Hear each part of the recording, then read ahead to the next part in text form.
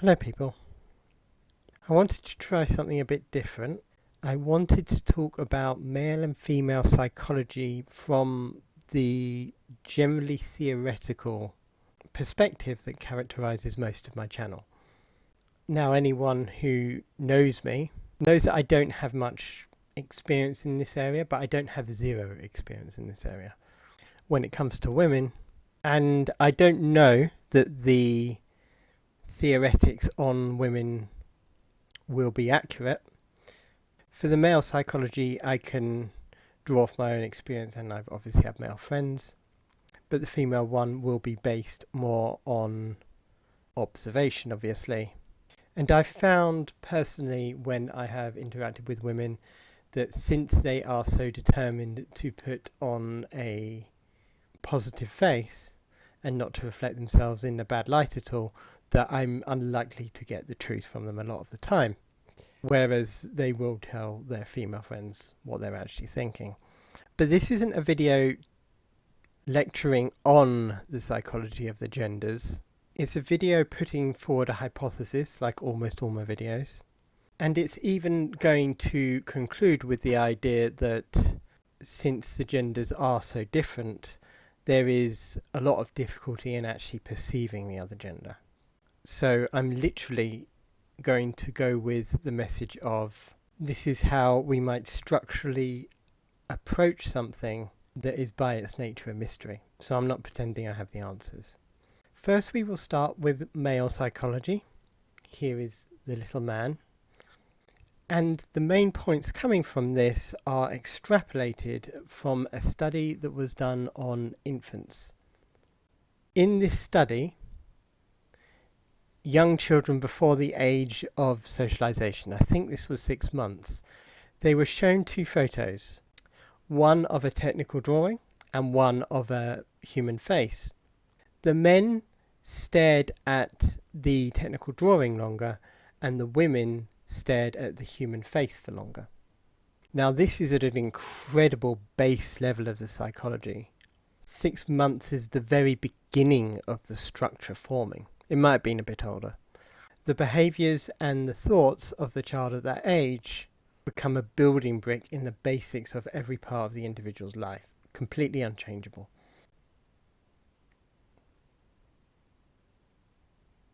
Also, another thing that has struck me about male psychology is the huge emphasis on physicality.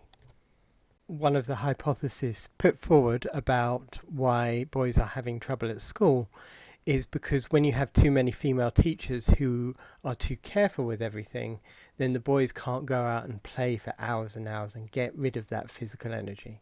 Young boys have constant physical energy. And it seems to me, just as an observation, that young girls have constant emotional energy. Like I overhear school kids on the bus sometimes, and to me, I can't understand why people would be inclined to just talk. They just talk about anything. What they talk about isn't interesting. They just talk and talk and talk and talk and talk. I often felt there was something wrong with me that I didn't have loads of friends and such, but I can see that now. Like I can see that I would really prefer to be reading a book at that age. But anyway, so getting back to male psychology, I also notice about men that this was quite strong just before Twitter got monetized. But I noticed that men, alpha bro types of people, and all of their followers, a lot of their followers, are really, really into the gym. Like they're really into it. Like just talking about it in a reverence, religious terms. There's a meme going round, not sure if I'll be able to find it, but it's perfect for this, where a woman says, I'm feeling bad, and like 100 people are like, yeah, okay, you know, what do you want to talk to me? And then the guy says, I'm feeling bad, and the gym is saying, I've got you, bro, sort of thing. But yeah, a lot of these guys talk about the gym, they say go to the gym all the time. And when I've been to the gym, I have been a gym goer for parts of my life. When you go at night, there are no women. There are simply no women. And when you see women exercising, it's not the same kind of thing that men do. Now, I recognise there are definitely women that really put in the effort, But I would say that it's less fundamental to female psychology, or at least it seems to be less fundamental to female psychology, that kind of exercise. And I would say that the emphasis is not on weights. I think I've seen women on weights maybe once or twice, like proper weights, not machines.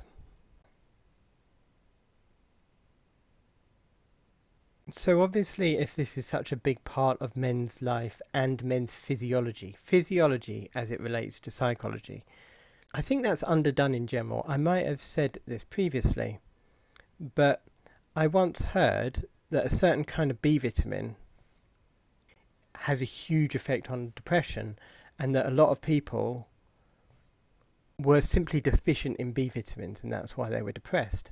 It goes to a neurotransmitter, I think it's called thiamine. I think it's B1, not sure. And the body's effect on the mind, I'm not sure how well analysed and understood that is, because there will be other issues as well. There'll be other emotional, psychological problems that are down in a large part to nutrients. Anyway, so you have these men that all really enjoy the exercise and feel that it has a really good effect on their psychology. This goes back to our ancestral past, of course. The men would be the ones going out and killing the animals and bringing them back. And I've had personal experiences of getting rid of anger by exercise. As I've said, I have a medical condition. This medical condition has caused a lot of stress and a lot of anger, sometimes anger that I haven't been that self-reflective on. And going to the gym has been an amazingly good experience for me. And I think that's how men in general feel. And it relates to how the different genders react to injustice, perhaps. When a guy gets in problems at work, he might go to the gym, smack it out on a punch bag, and feel better. And even if he isn't actually doing that, that's what his ideal psychology perhaps might be using to handle such an issue. And notice when we get to women, the conversation will be about how are they socially, but there's no social element to this. You go to the gym, you hit it out, you punch it out, you lift it out, and then the angst is gone, and then you can address the situation with a clear head. It's not the only, but it is a potential, and it shows us something about the way the male body works and how that might relate to the mind. So let's unify those concepts. We have a person with a structural understanding of life, and remember, this structural understanding would have started when they were young and would have been built on as they grew up. It's not just used in school and used in their job, it's used in every part of their lives. It's just how things are for men. And then we have a potential way to handle anxiety, of improving health and all that such through physical labour. And so let's go a little bit deeper by combining these. In the world we see, there's a lot of agendas going around. There's a lot of subtle gaslighting, lying, presenting things in a way that's not true so that someone gains an advantage, things you're not supposed to notice, things you're not meant to say, people you're not meant to push against. So we'll get to women, but I will contrast this briefly. Part of the issue with women is that they have a high amount of neuroticism, high amount of emotion, and a lot of what they experience they will have to express in some manner. Whereas guys are not limited in that way, because they can go to the gym, bash it out, and just mull it over in their head. The anxiety isn't going to force them to reveal their hand, because the body works in a different way. And so, when men are presented with some area of the story and then they notice that something is completely different from what they're being told, then they will experience the injustice, they will get the emotional charge out of that injustice, and then it will become a fundamental part of how they view the world, and they will think of ways to get round that potential injustice, that potential problem. This is very similar to how the red pill works. Guys that have experienced whatever in a relationship go to the red pill, hear about psychology, and this becomes fundamental to the way they view things. And they have to root around the problems in their lives. I will give a few personal examples here. I hope they're not seen to be anything other than they are. They're my personal examples, and bear in mind that I have had a medical condition. It has caused massive amounts of anxiety. It's made me look into the areas of abuse perhaps more than I needed to, because I was so stressed about everything. So I'm not saying what I'm experiencing or saying here is the objective reality. I'm simply saying that this is a process that a guy might go through in order to confront a hypocrisy in the world, or a perceived hypocrisy, and then attempt to root round it. This relies on two experiences that I've had. Both were times when I worked in an office. And these are also referenced a little bit, at least the first one definitely, in my video where I excerpted a bit of my life story. I think it's called Noticing Patterns. Might do a follow-up with that, showing some of the astrological connections, but I honestly don't think it'd be that interesting, so I haven't followed up with that one yet. Anyway, so I went to work at the first office, and I'll say my part in this. So I was very, very stressed, unable to contain myself, actually. So that thing that I talked about, male psychology, of being able to keep everything inside themselves, I wasn't able to do that. Not with the medical problem pushing on my system and making me almost have to always be trying to talk and such like that. So probably a large part of this was that I had sort of a crazy persona, I suppose, and unusual political beliefs, and anyone that has a disability will be noticed by normal people as other than them. So I went to the first office and I was horrendously bullied. Only by women. There were no men. If any men did have any part in it, they were the absolute minority, and it was never directly identified. Men would be fine with me, and every single woman there would be fine with me at first, and then refuse to talk to me, even if there'd been no bad energy or anything between us. And so after I left that place, it became an issue of, okay, so I've identified something that the world doesn't really give me tools for. And I was censored from Cora if I said anything that was negative towards women, right? So anyone can go on there and say stuff that's negative towards men, but if you say anything that's negative towards women, you're just censored. So I had this issue. I had something that I needed to find a way around, but that the world wasn't really giving me an answer for. But that's only one half of it. Just do my 5-second break thing, and then I'll go into the second bit.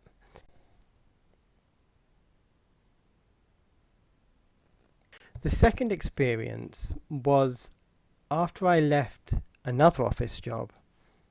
During that job, close to the end, a manager from another team was sitting a few feet away from me, could hear every single thing I did. And I didn't really think much of this. It wasn't really relevant. But every so often she would ask me, oh, that sounds interesting, I'll help you with that. It was always, I'll help you with that.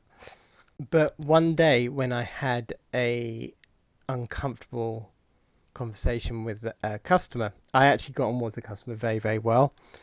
But I had not felt that the company had treated me correctly, because I'd been incorrectly labelled as someone that had something to do with the problem when I hadn't actually met the customer before. So this woman said to me, oh, that sounds horrible. Just give me the account number and I'll have a look into that. So I did and went back to my day, but later that day, the job ended. So you can see what's happened here, but I didn't figure it out. For months after leaving that place, it just seemed like a bit of a bad luck situation. I didn't really overthink it. So there was just this uncomfortable, uneasy feeling for a couple of months. There was no movement forward. I didn't try and think about that place much. But then I go to the gym. I did a whole massive workout. Sometimes I really went full on and just did it for hours. Even after not having done the gym recently, I would just go there and just do it for hours just to get my rage out. And then I went for a walk. And while I was walking, it all just clicked into place. The reason I believe it clicked into place is because a lot of the tension was stored in my muscles and I'd got it all out in that workout session. So there were other times when my own manager at this place protected me. So I had got in a conversation with someone, perhaps the line, I think that was the issue actually, the line was very bad, so it sounded like the conversation wasn't that good, but it was just that the line was terrible, so I had to speak up. And the manager, my manager, came along and said, oh, that was a brilliant call. So what had happened is she had reported it to the manager and the manager had had my back.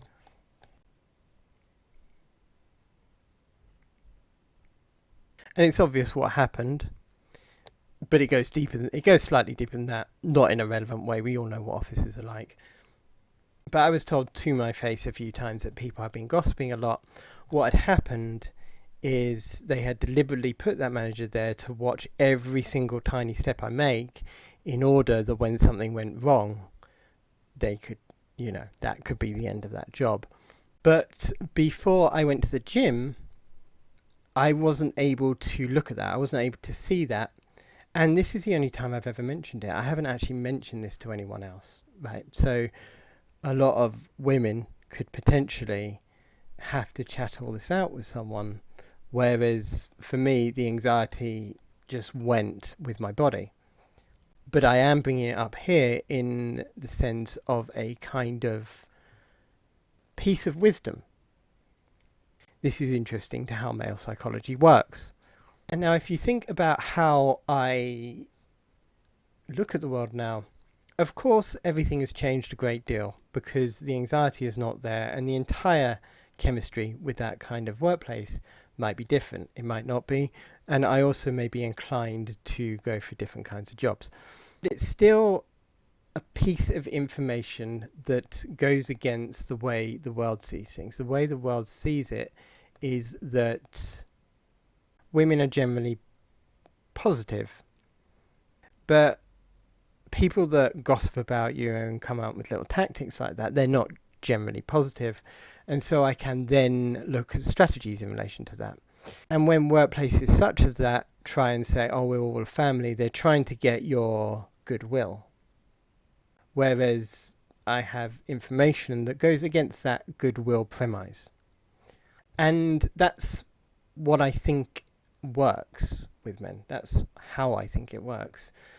The building blocks of experiences they've had that have had the emotion taken out of them, had the charge taken out of them, become these building blocks, and then they all lead up into a kind of a shield. They all fit together.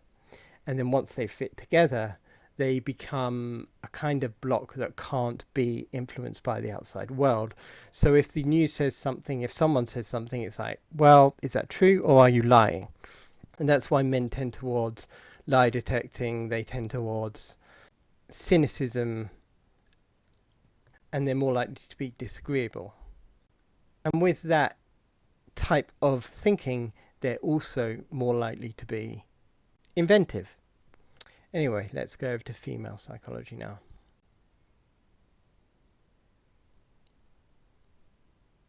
One of the first things that actually comes to mind when I think of female psychology is how little they understand male psychology. At least it seems to me. This is all my observation. I'm not going to say according to me all through this, because there's going to be a lot of things that I don't have a great deal of knowledge on, but that I am theorizing on. Seeing a tweet by a woman a short while back is one of the things that actually annoyed me to partly push out this video. I remember a woman saying to me once that when she was in her 30s, and she probably still thought it, she just didn't want to say to me, she thought that people that weren't having sex regularly were absolute losers. And she said other things to me, like she really couldn't understand male problems because someone had falsely accused me of harassing them, and she said she just couldn't imagine being falsely accused like that. It was just something that couldn't grace her consciousness. Before we get to their actual psychology, let's just consider the differing environment of women. One thing that I am often struck by, just when I'm around various experiences in my life that have shown me this, is how massively women's inflow is. Well, that's not a good sentence, is it? So how, I can't think of another one. Women have a large inflow. They have a large amount of people wanting something from them. They don't only have male attention, and a lot of it sometimes. Sometimes the amount of messages women get, like you'd need a full-time secretary. But also their female friends are more social, more gregarious than men are often. And even before we get to the emotional relevance of their internal lives, if you're socializing that much, you just don't have so much time. I might go into this a little in a second video, but guys spend these long periods of time where they have to think things through basically on their own. Nothing's going to happen unless they push it, and if they don't push it for whatever reason, they can sit alone and no one's going to bother them. Whereas women simply don't have this. They don't have this for good, they don't have this for bad. They get a lot of company and a lot of activity, and they like to feel like they're living their lives, and at the same time they get less freedom to cognitively work a lot of things out. But anyway, let's go down to basics. So the baby that looks at the human face for longer is obviously more inclined to dealing with people in general. Their first response to something is to deal with others in relation to it, to perhaps solve it or whatever.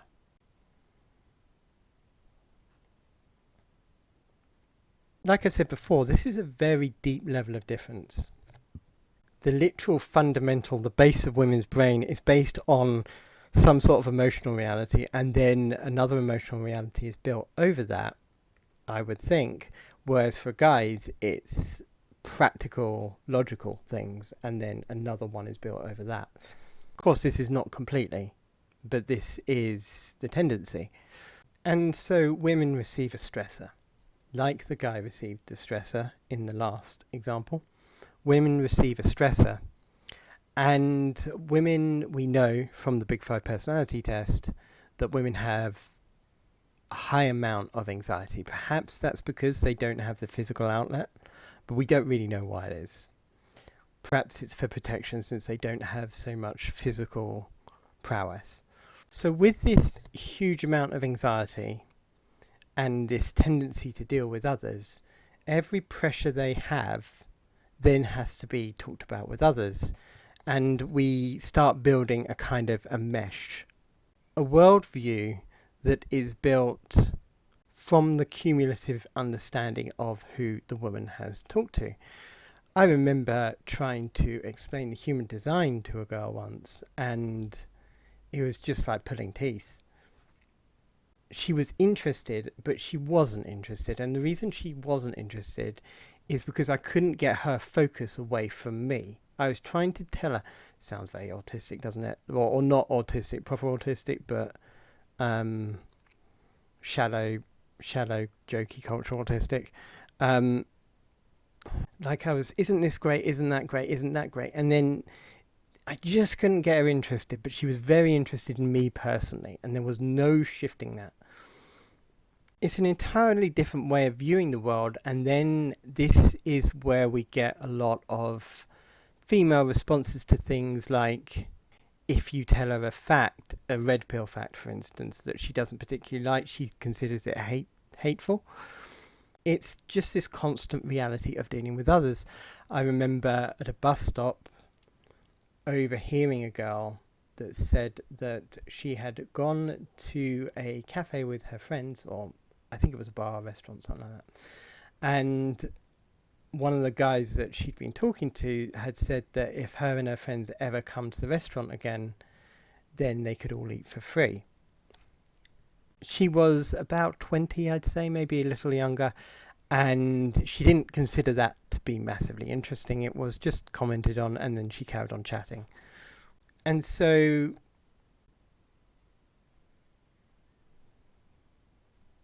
if we would take that to the spiritual things that I often talk about,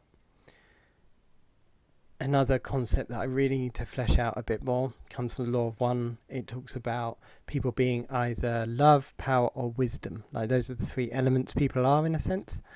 And this way of seeing things, I would say, is very love. It's very in the now, in the emotion, capable of labour and such like that. Emotional labour. But there's also a karmic element to it, I think. Or not karmic, well, maybe that's the right word, but there's a... When we are going through spiritual things, we are learning lessons, as the theory goes, and probably the way women are designed to function in the optimal capacity is if the people surrounding her relate to her in a way that gives her the information that is best for her. This becomes complicated when you consider our modern world, because you have politics and such. And then people with certain perspectives are likely to be ostracized or not considered valuable because of one of those concerns, and that just becomes too complicated.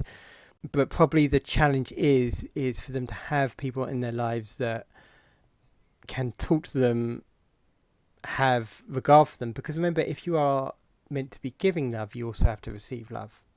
It's just the way it works, as does power and wisdom. So I would imagine with someone with this, that they are meant to be responding with love to the people in their lives, but then if they jettison people with certain viewpoints and go towards people with the viewpoints they would prefer, I would imagine that's not a very effective strategy for that kind of energy. Like, the success for someone with that kind of strategy is to have people protect them from the blind spots, in a sense. That just seems logical to me. I could also go along with, I didn't really think much about the idea of marriage and all that sort of stuff. The Law of One doesn't talk positively about marriage.